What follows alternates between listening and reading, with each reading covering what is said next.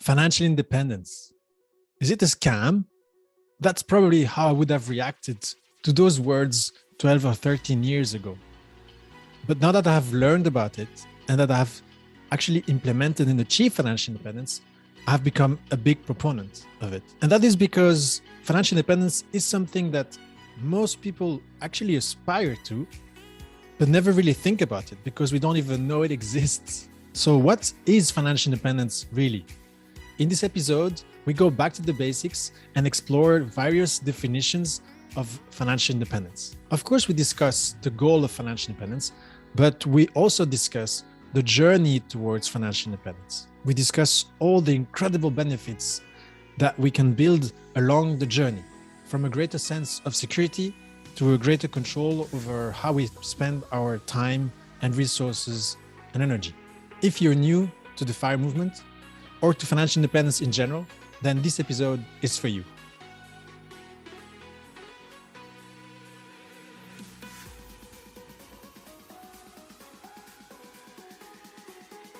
Hi, and welcome back to the FIRE Belgium show. My name is Sebastian, and I am your host for this video podcast. This is the second episode. I hope you enjoyed the first one. It was rather short, just an introduction to what the FIRE Belgium show is going to be all about.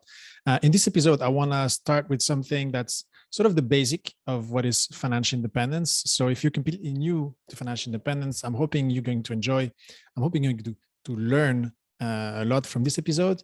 And if you're already familiar with financial independence, then I recommend you share this episode with someone who doesn't know anything about it.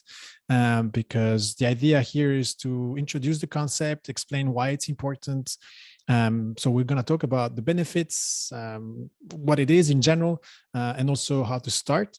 And then depending on how much time it takes me to do that, we might talk about the misconceptions around financial independence, or we keep that for another episode. We'll see depending on how long it takes.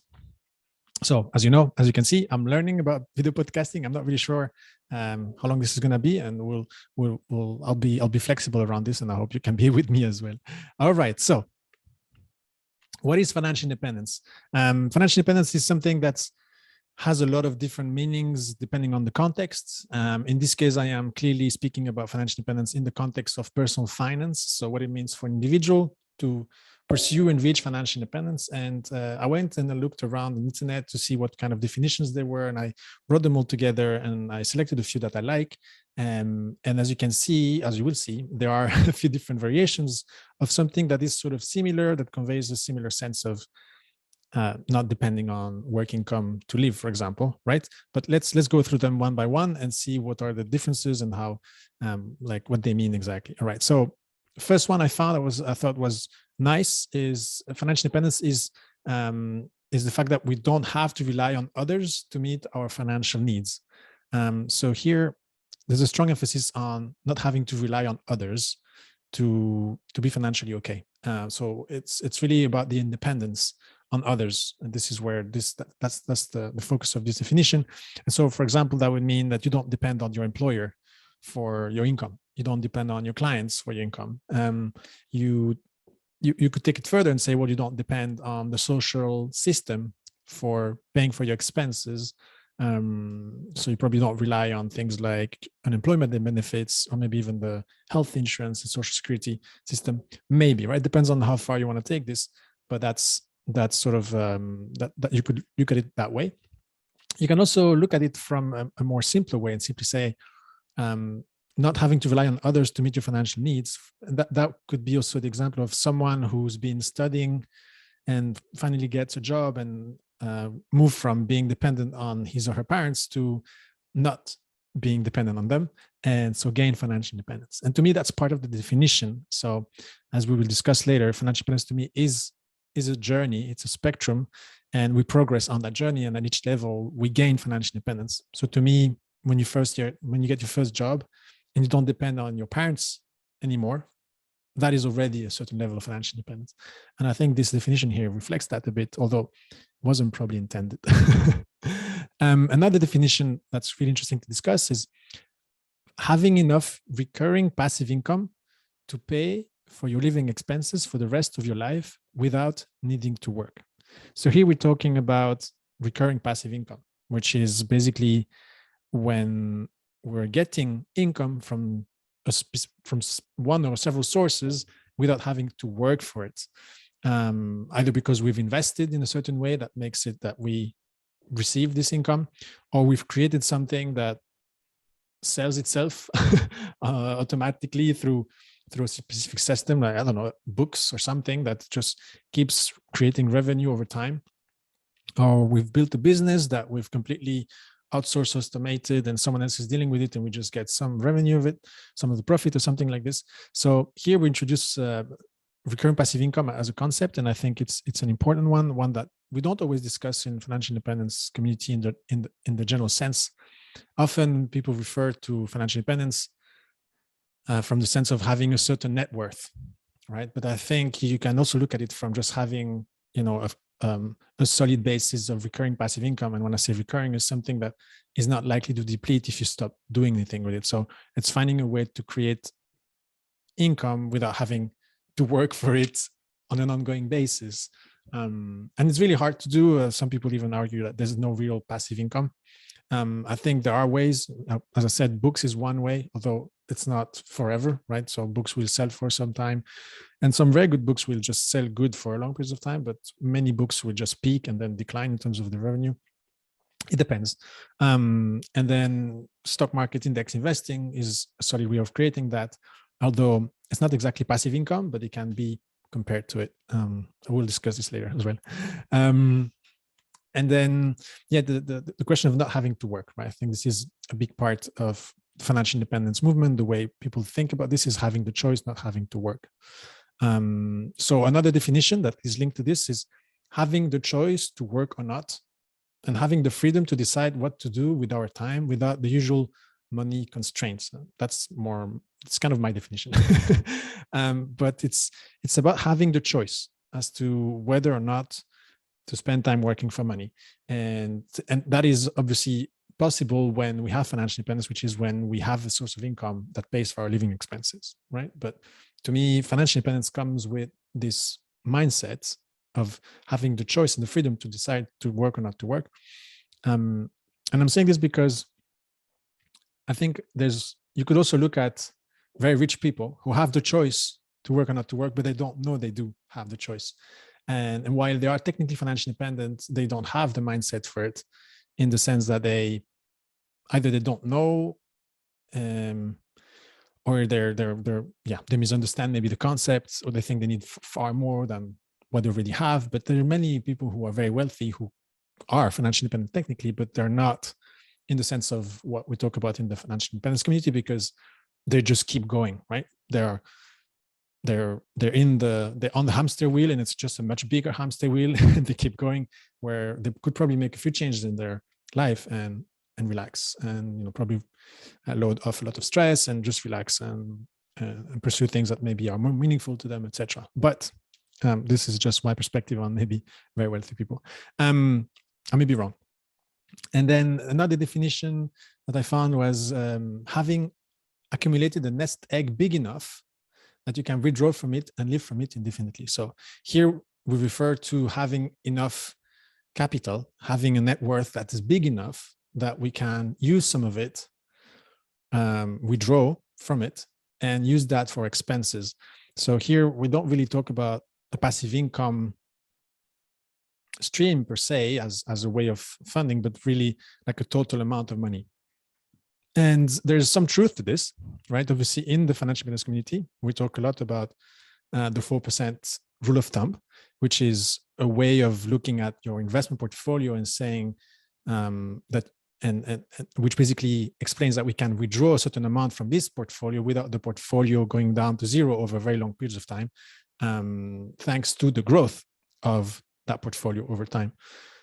But this definition here really focuses on the total value of your investment. And I think it's a little, it has some truth to it, but having a lot of money doesn't necessarily mean that you can live from it indefinitely, unless you've invested it in a very good way that is good long-term and optimized for taxes and costs and everything. And so I think it goes beyond just accumulating a lot. It requires a certain strategy to withdraw from it in a way that sustains that money long term and that is quite efficient in the way it's, it's basically transferred from uh, a big wealth to some kind of income to pay for your expenses. But certainly the idea here is it reflects what the community is working towards in many cases, which is increasing your net worth so that it gets to a certain size, a certain amount from which you can withdraw for a long period of time without that money disappearing, right? Ideally until you pass away or until it goes to your next generation or anything like that. So as you can see, there's lots of different definitions. And I would say mine is more the one that looks at financial independence as a way to regain control over how we spend our time and energy. And it just happens that, yes, accumulating wealth allows us to do that. And yes, optimizing it for long-term returns, for withdrawal allows us to do that. And having passive income allows us to do that. Managing your living expenses allows us to do that. But to me, it's really about the freedom to decide what to do with your time and energy and when you put your focus, without money being the main criteria, right? So it's really this independence from the usual financial constraints that really drive me, that drive me to financial independence. And that's also what I see as the core part of it. And I would say that it's not like financial independence is not something that's either you have or you don't. Control over how you spend your time and energy and focus is something that can come even if you're not technically financially independent, and that you can build gradually, right? You can gradually gain control over how you spend your time and energy, and you can even do so with financial constraints. But as you remove the financial constraints gradually, then it's sort of you free yourself from having to consider money or income as sometimes the main criteria for choosing what to do next in life or how to deal with certain things in life. So to me, financial independence is a journey. It is often referred to as the goal itself, right? The fact that we become financially independent, as in I can quit my job and never have to work again because I've set up my financial system, personal finances in a way that I have income for the rest of my life and I don't have to work, which is the situation I'm in, right? So that's often how it is portrayed. I think how it is communicated. And I think it makes sense in the sense that, yes, it is a status, right? You can say, I am financially independent. Then you have to explain a bit what that means, no? Independent from what? Because there's obviously, as I said, there's different levels. But this is the most common one, is not having to work for money. But really, I say it's a journey because it starts from the moment you think about financial independence or you think about your own personal financial security and you take a step forward, right? It starts at that point, because the moment you realize that you can actually make a difference in your life, in your personal situation, and you can improve that situation by making some changes to your personal finances, this is where financial independence starts, right? It's just realizing that we are not completely dependent on the system, on the markets, on the government, on our employers, on our clients, or whatever. We do have some choices that we can make to improve our situation despite all the external factors, right? And it's really working with those external factors and figuring out how to use them in an optimal way so that we can improve our lives. That is, to me, the first step, is really taking ownership of your situation, taking ownership of your future and saying, yes, I can do something, and yes, I can move forward. And I'm saying this is the first step. I would say that most people who listen to this podcast will say, well, will already have that, right? But I wanted to insist on it, is that you probably know people who keep saying, oh, yes, but for me, it's not possible. Oh, for me, no, in my market, it's impossible. Like I work in this kind of field, that's not possible. Like everyone in my field is doomed to be poor forever. There's nothing we can do. We're stuck in here. It's controlled by whatever, big actor market or the government, or it's unfair because, and so my life is like this. And that is a state that some people are in, right? And I've had that reaction to, obviously, when I explain, hey, this is what we do in financial independence, in the FIRE community, this is how we think about money, this is what we do. And, there's something there to learn for everyone. And sometimes the reaction is, yes, but I am da da da da da, and I am in this environment, and so for us it's impossible, or for me. Um, and that makes me sad a bit, right? It makes me sad because I know that just figuring, like realizing that you can take control can change everything, because you take a first step and then you take another step, and all of a sudden you've improved the situation, and then you're getting more security. Then at some point you start building actual freedom, you start making better choices or having better choices available to you because you've managed to build up a little bit of safety. But it has to start from, oh, actually, I can do something a little bit. And I think it does come a bit with this like in ambition that people have or don't have. But I would say it's possible for most people to move from, I don't know, actually, I think the biggest obstacle to someone actually looking at financial independence and saying, hey, I can improve my situation, is that mindset piece, right? It's like saying, oh no, for me it's not possible, moving to, okay, so yes, Sebastian's story is crazy, and obviously he's had so many things that worked for him in that direction. Often that's obviously that reflects really my situation is very unique, right? So it's admitting that yes, it is crazy, it's fine, but hey, how is he handling his expenses? How come he doesn't have to spend these thousands on everyday living stuff, or how does he handle his savings? Like what does he invest? And maybe I can invest like that too. And so I think that's the mindset change that to me is really important. It's and I'm wondering actually how how to communicate on that. And if you have ideas, I'd love to hear from you, either in the comments or in the community. Let me know, like, how would you speak to someone who sort of, the moment you talk about considering even the idea of improving their financial situation, they come up with a million different reasons as to why not. Like, that is something that I'm still, I guess, struggling with. So if you have any tips on that, let me know. I'd love to hear from you. So yeah, to me, that's sort of that's where the journey begins. And then financial independence is really the whole journey, right? The moment you figure out that this is an option and you start saving, right? And you start improving your situation, paying off your debt and putting money aside, and learning how to invest in one way or another. Every time you save a euro or a dollar or whatever the currency you're using, and you keep it for yourself and you build your financial security, you become more financially independent. You become more powerful. You regain control. And I think, to me, that is the journey, right? It's like each step of it, you simply improve your financial independence until the point where you get to a level of financial independence. So it's not the only level of financial independence. It's one of the levels of financial independence where you have the choice to keep working full time or not. And you can make those similar decisions earlier, right? You can move to part-time work much earlier than completely quitting, right? Or you can move to a different career or type of work that pays less but gives you more meaning. And this is also financial independence. It's being able to make those choices because we have the financial security, the financial freedom behind it that allows us to make choices like that, to go part-time, right? So to me, this is a spectrum, right? Financial independence is a journey because at each step we just build. And not everybody needs to go all the way to, hey, I don't have to work anymore for the rest of my life. Some of us would be very happy with financial independence level where they really have more control over their career, how much time they spend doing certain things and what kind of work they do.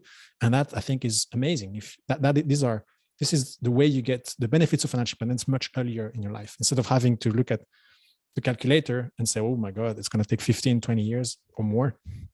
Is it even worth trying? And yes, like the answer is yes, because at every step you improve the situation.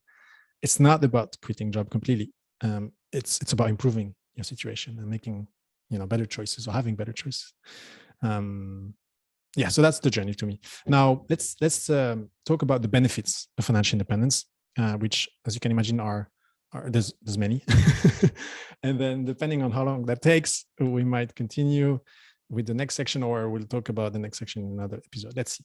So the benefits of financial independence, as I said, we don't need to wait until we achieve FIRE to benefit from it, right? yes, it's very alluring, right? Oh, I'm going to stop working and then I'm going to travel the world and I'm going to spend all time on all of these hobbies and all the dreams that you might have when you don't have to work. Although some people have a hard time thinking about those, by the way. Um, Maybe you just don't want to go to work because you don't like your job for whatever reason. Um, and the benefit is that of financial independence without having to get to that is that you can already make changes before, right? That's important. If you don't like your job, don't wait until you're fired or financially independent to change or to make changes and improve that. Absolutely, don't wait. Like you have to, like the people who are on the journey to financial independence are also the people who realize that today is all we have, and making changes today is really important, and we don't want to sacrifice everything for the someday maybe in the future, right? All right, so as I said, the benefits of financial independence, they start from the beginning and it builds up gradually, right? Step by step. So here are some of the benefits. With financial independence, you get a greater sense of security. Obviously financial security, but that extends to other aspects of life as well. So for example, if something unusual happens and it's expensive and you didn't have it planned for, it was not in your regular expenses, you didn't plan for it, having savings helps. It's very obviously it's obvious, it's very obvious. But say you have a car breakdown and you need major repair on your car and it's not covered by insurance, or you have to get a new one because something happened to the one you had. For some people, that is a major financial event, and having some savings and being on the path to financial independence completely frees you up from the stress that comes with it, and the potential, financial repercussion negatively. Like you don't have to go into debt, for example. You say you have to take an emergency trip because you have to go see someone somewhere because something happened. I don't know, someone falling ill or something like this, to take an emergency trip, or even have to take a break from work and go to even unpaid leave because you want to take care of somebody you love. Like you have now a bit more choice. Like it's a greater sense of security in the sense that these things, you will feel more prepared in case something unexpected happens, right? If you have house repairs to do and you didn't plan for them, or even just regular unemployment, right? If that happens, when you are on the way to financial independence, it's a lot less stressful because you have a plan, you have financial runway, you can last without an income, right? Even if you have social security that kicks in and employment and all these benefits, it feels good to know that you're not, like it's not a major disaster like it could have been if you didn't have your savings, right? So as you progress on that journey, that sense of security grows, right? Towards the end of my own career, I was in a position where I wasn't going to be fired, but I was in a position, and this is going to link to something we'll talk about later, but where I was okay to walk away from my job if the situation was really hard, right? And that gives you negotiating power, which we can discuss soon. But basically, you're not afraid of unemployment, even if you don't have the employment benefits. This is amazing, having that power in the job market and with your employer, generally for your own self well-being. Another benefit that comes alongside the security is a greater peace of mind and confidence. So when money is not an issue, we're more relaxed. Like money is one of the top reasons relationships fail, right? And it's something that like research has shown, right? And it's like people know about this. Yet we don't talk much about money and how to deal with it so that we don't suffer in our relationships, which, relationships are a core aspect of our lives, like a major piece of our life.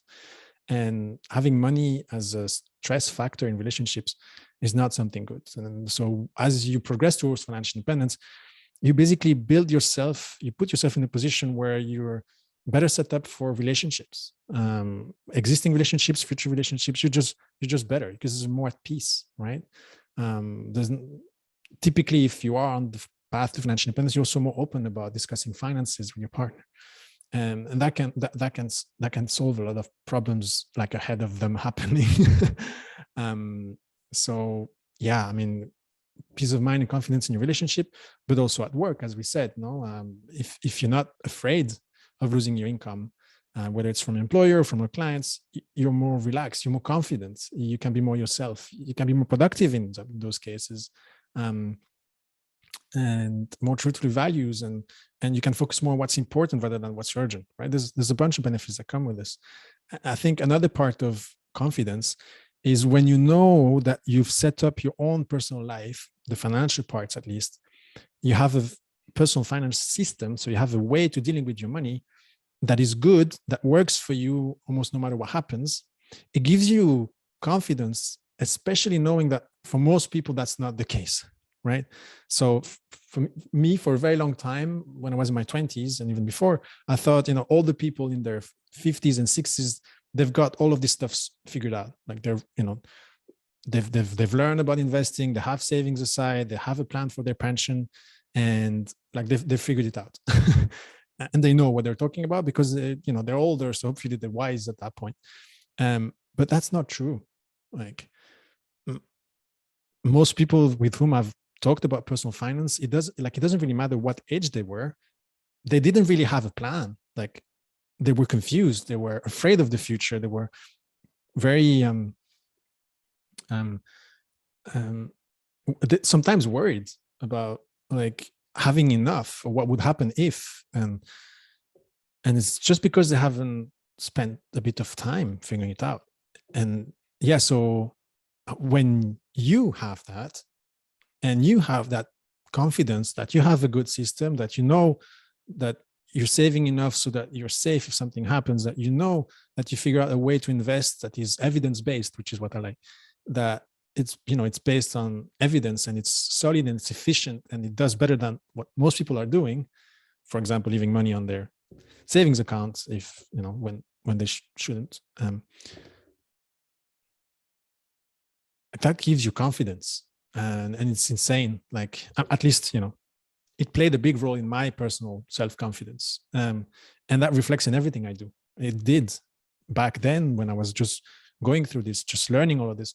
Like I had incredible confidence even in environments where I shouldn't, because I had control. I have figured out something really important that I knew most people didn't, whether that was with my bosses, clients, colleagues, friends, and family. Like I was confident because I had this thing figured out, which was insane. And at first I thought most people would have it, but as I was going through a journey, I realized most people have no idea.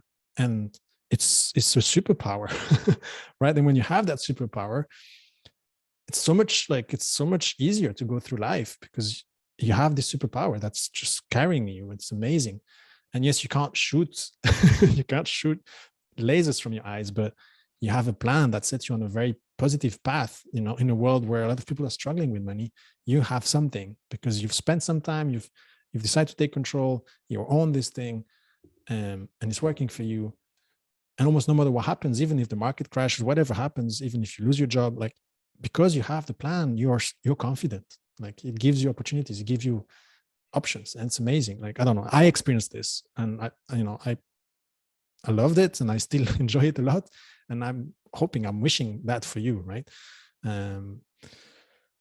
Anyway, so this is certainly one of the main reasons I want to share this. Is like it's really like this confidence helped me so much, and it came from just figuring out the basics of personal finance. It's super simple, and so I want that for everyone. Anyway, some other benefits which we touched upon earlier: better position to negotiate. So when you have good financial security, you're in a better position to discuss in situations where you disagree with someone with whom you have a financial relationship, for example, your employer or clients.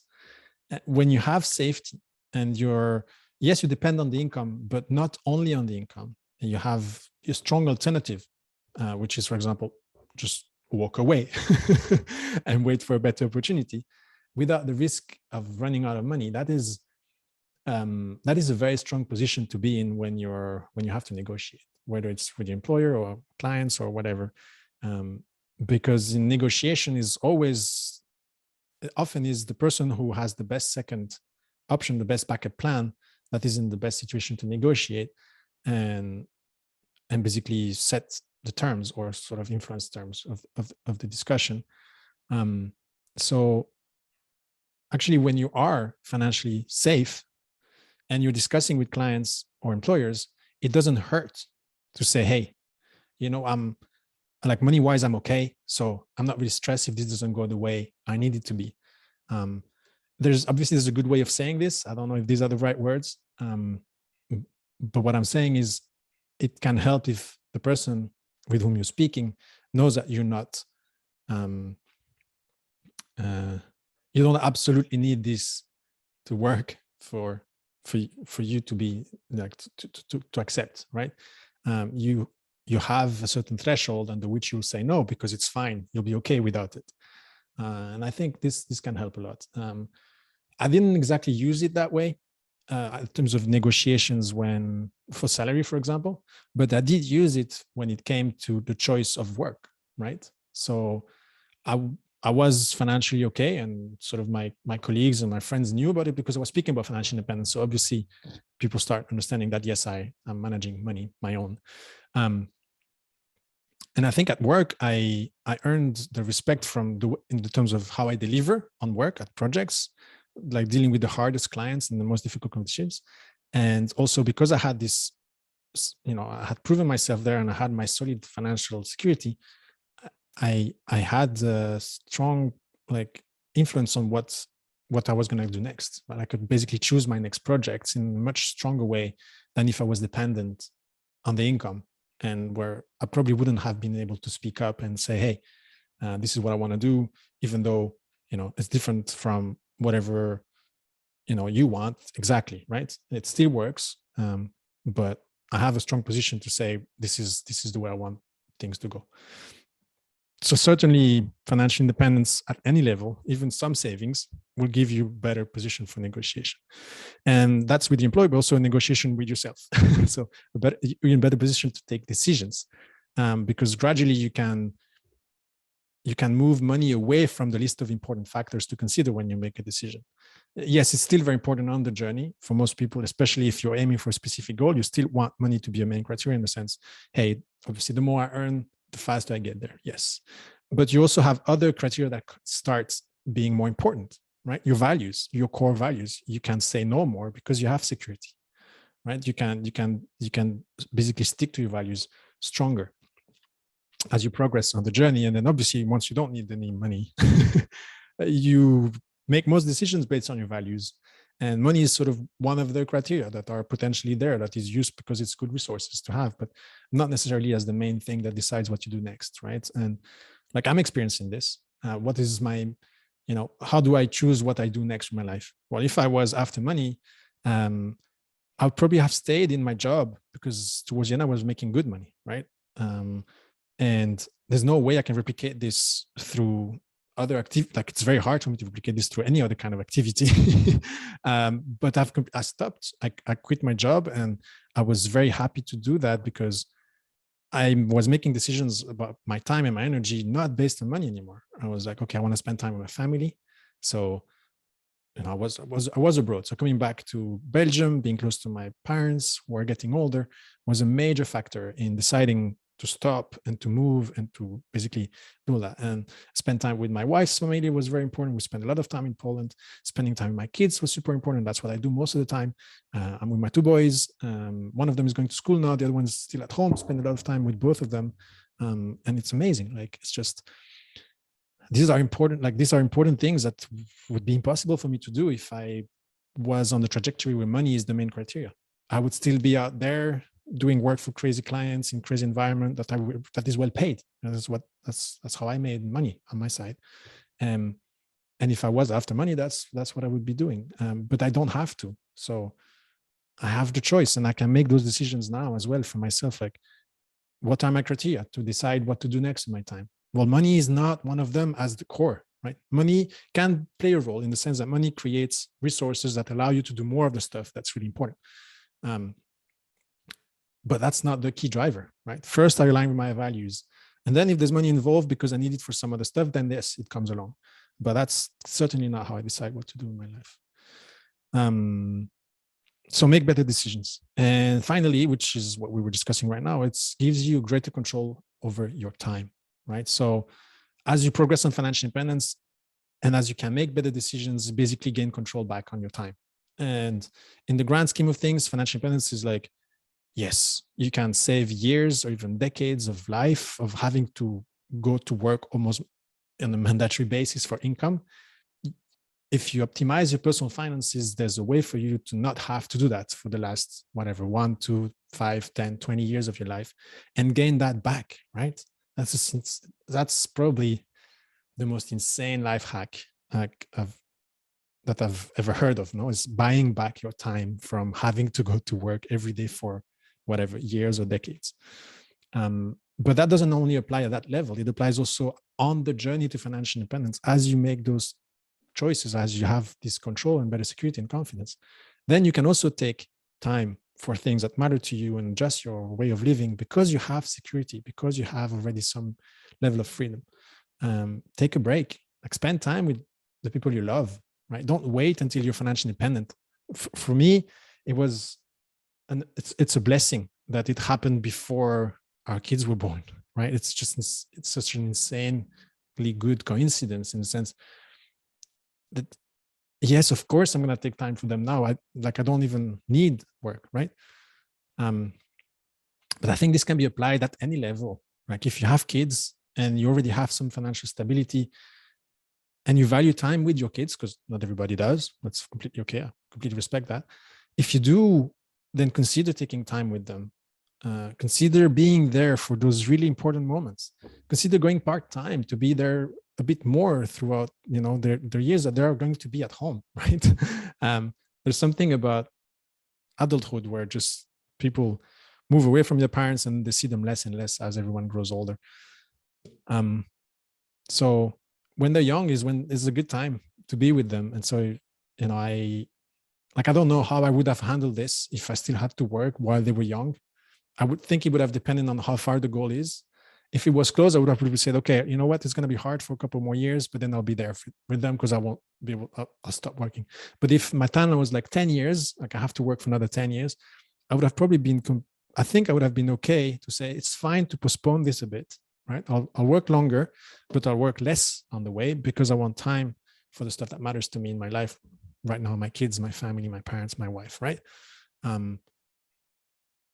I think I would have gone that way. But again, depends on sort of your goals, or how close the financial independence goal is, if that's one of yours.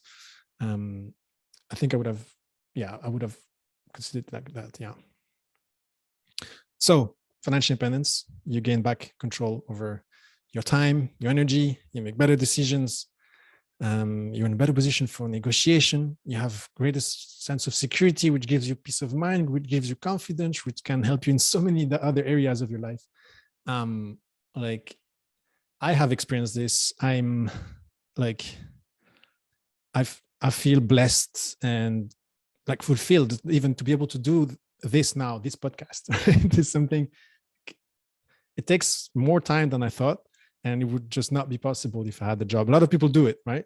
Completely okay, but it's because it comes in the right priority for them and it works. But for me, with my family, my other little projects and the different things I do, even not having to work, this was hard to fit in. But now that I'm doing this, I know it's because I've been blessed with this current situation, and I'm glad I can do this. I'm glad I can do this because I think this can help people. So I'm hoping it will help you. I'm hoping this can help other people. Like if you feel like this is an important message for others, your loved ones, friends, family, colleagues, just send them this episode, right? To me,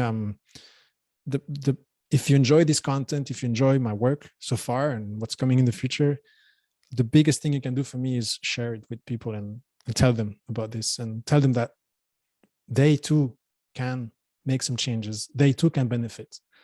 And sometimes all they need is just hear about it once with the right message, right? And sometimes all they need is just to hear about it one more time, because they've probably seen it here and heard about it there, but there might be the kind of people say, oh, this is for someone else. I'm busy with this. They have maybe, different reasons why not now or why not me. But one more touch might be all they need. So obviously I'm trying to reach as many people as possible. So it would also help me a lot. And I would appreciate if you would kindly share this episode. Aside from that, I think we're going to stop here. And